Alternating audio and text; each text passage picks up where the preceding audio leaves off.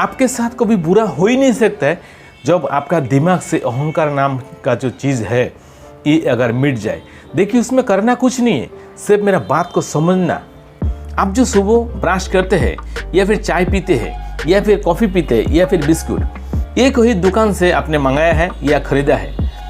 इसी तरह ये दुकान वाला भी किसी से ख़रीदा है और दुकान वाला ख़रीदने से पहले किसी फैक्ट्री में बनाया गया है, या फिर वो जो मटेरियल किसी ज़मीन में हुआ है, उसके बाद ये ज़मीन किसी और ने किया है और ज़मीन में इसको करने के लिए उसको कोई बीज चाहिए था, बीज कहीं से लाया है, पानी कहीं से दिया है, उसके जो खाद सार जो भी है वो दिया है, जो उसको देखभाल वो भी किसी और ने किया है, वो खेती को किसी और ने किया है।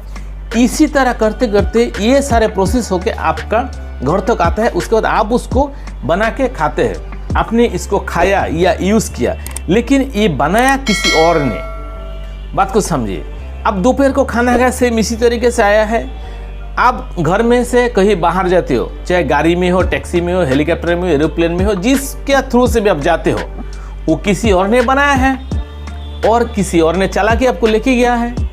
अगर ये खराब भी हो तो किसी और ने ठीक भी करते हैं। इसी तरह आप जो घर में सोते हो, इस घर का जितना भी मटेरियल्स है वो किसी और ने लगवाया है और जो बनाया है वो भी किसी और ने बनाया। और जो बनाया है तो कहाँ से बनाया? इस धरती में जो संपत्ति है उसमें से बनाए, चाहे पत्थर का रूप में हो या फिर लोहे का रूप में हो या फिर कोई और मटेरियल के रूप में हो।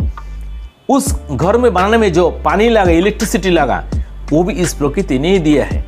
इसी तरह आप जो कपड़ा पहनते हो वो भी किसी दुकान से आप खरीदा, दुकानदार किसी फैक्ट्री से खरीदा, कारखाना में जो माल बना वो मटेरियल कहीं और जगह से खरीदा, वो मटेरियल फिर प्रकृति से आया है। इसी तरह हम एक का ऊपर हर एक आदमी दूसरे के ऊपर निर्भरशील है। इसी तरह दुनिया चलता है और दुनिया इसी तरह बनाया गया है। इसको समझिए। ये सारी चीज का गीता में एक बात कही है और लिखा है, भगवान श्री कृष्ण ने कहा है, इस दुनिया में जो भी कुछ बना है ये सब कुछ मैंने ही बना है।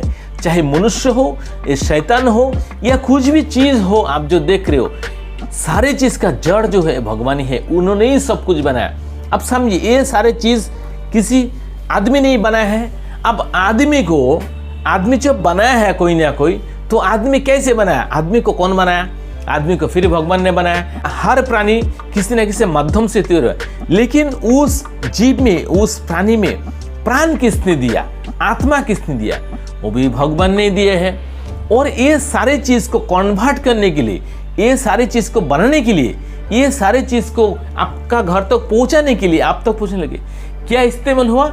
एक बुद्धि इस्तेमाल हुआ। ये बुद्धि किसने दिया? भगवान ने ही दिया है। इसी तरह मतलब इस दुनिया में हम लोग जो भी चीज यूज करते हैं, दिन भर जन्म से लेकर मृत्यु का बाद तक, हर जगह में कोई ना कोई और आदमी इन्वॉल्व है और उससे ने आपको जिंदगी चलाया है। और पानी, हवा, आग, ये सब तो है ही, ये भी भगवान का ही दिया हुआ है। पेड़ पौधे, ये सारी चीज। तब हम अगर जान जाते हैं जो हमने जो भी आज यूज किया, वो सारे के पीछे कितना लोगों का मेहनत है, कितना लोगों का प्रचेष्टा है, कितना लोगों का कोशिश है, कितना लोग उसका दिमाग लगाया है, उसके बाद वो चीज हम लोग को उपलब्ध हुआ है। और इसका बजाय कारण एक ही है, देने वाला सिर्फ ईश्वर और गॉड ही है। तब जब इतना कुछ आपको मिल रहा है, आप जो इनकम कर रहे हो, जो पैसा कमा रहे हो, जिसका थ्रू से आप इतना अमीर बन रहे हो, या फिर जो भी दौलतमंद बन रहे हो, या फिर जो भी पॉलिटिशियन बन रहे हो, जो भी कुछ कर रहे हो, उसका जो बुद्धि शक्ति वो भी ईश्वर ने ही आपको दिया। तब क्या करना चाहिए हमको? हमको सिर्फ कृतज्ञता स्वीकार करना चाहिए। ईश्वर ने हमको इतना सारे कुछ दिया है, इसलिए ईश्वर को एक बार धन्यवाद करना चाहिए। सुबह शाम या फिर खाते वक्त, सोते वक्त, हर जगह में जब तक आप ईश्वर का नाम लेते रहेंगे, जो भी काम करेंगे उस काम में आपको सफल आपको होना ही है। किसी ना किसी थ्रू से, कहीं ना कहीं वैसे आपको सफल वो बना के रहेगा।